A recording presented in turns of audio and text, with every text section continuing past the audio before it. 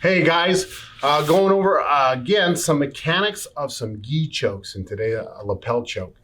Real quick, if you want a more full instruction of details over our lapel and gi chokes, I invite you to go to BJJ Fanatics, and you can actually get an instructional video from my professor. He's the one who taught me. I received my black belt from him, but it's called The Devil is in the Details by Paul Tom. And it's an entire instructional video on choking people using the gi. So cross chokes, lapel chokes. So I invite you guys to go ahead and purchase that. You can get all the details in that video. Today, we're just gonna go over some quick tips that are gonna help you finish your collar choke, okay, from the back.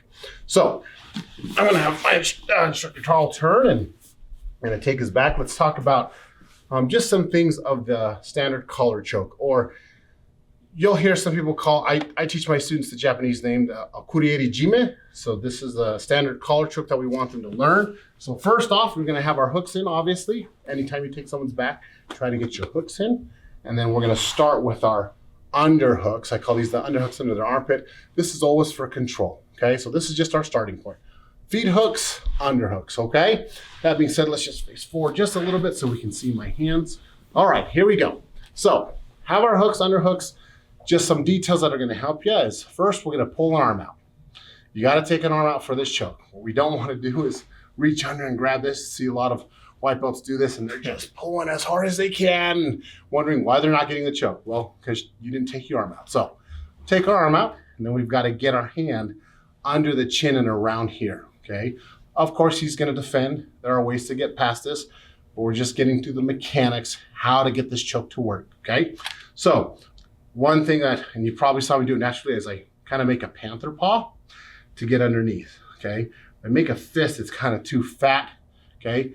I have seen people come here with just their fingers, that's fine, but we got to get under the wrist when he tries to duck, okay? So come under, and then as I open my hand, you notice my hand is actually bent. So I don't want to come over and just grab this. See, I have a straight wrist. If you have a straight wrist, there's not going to be a lot of choking power. There's no room to move. Anytime you choke, you're always going to have some sort of torquing of the wrist, okay? So we're here, hand comes out, come under, my wrist is bent. I'm just going to kind of open his head to the side, okay?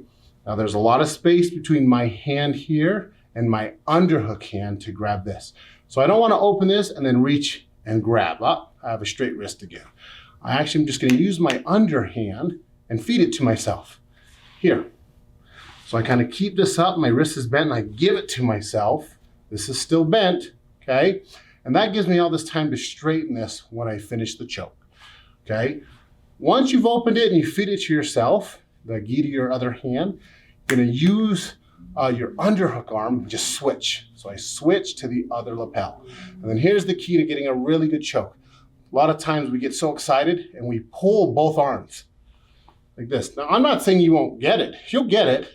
You're gonna use a lot more energy though when you pull both. And you'll see people just yank and they're like, ugh, and then they burn their grips. A really effective choke, you wanna go in order. So as soon as I get my lapel and I feed it to the other half, once I switch, I pull this one down first. I get all the slack out. Pull, pull, pull, pull, pull. Now watch. Once I straighten this wrist, so I'm not gonna pull it so I don't make Tarl tap. He'll get a tap. So it's not trying to pull it across. So I pull the slack out, and I'll watch. I'm just gonna torque my hand. And that's it. Very simple.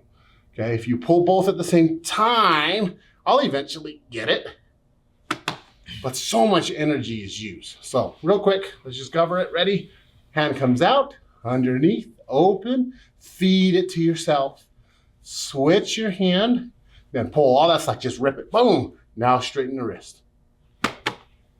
Okay, really, really simple way of finishing that. Now, of course, we're not gonna be doing it sitting straight up. He's gonna be trying to defend, but that little mechanic will help you guys finish that choke so much easier instead of expending all that energy and wondering why it's not working, and then you gotta switch to a bow and arrow, okay? So I hope that makes sense, and I hope that helps you guys out. Go ahead, give it a shot, and see you on the mat.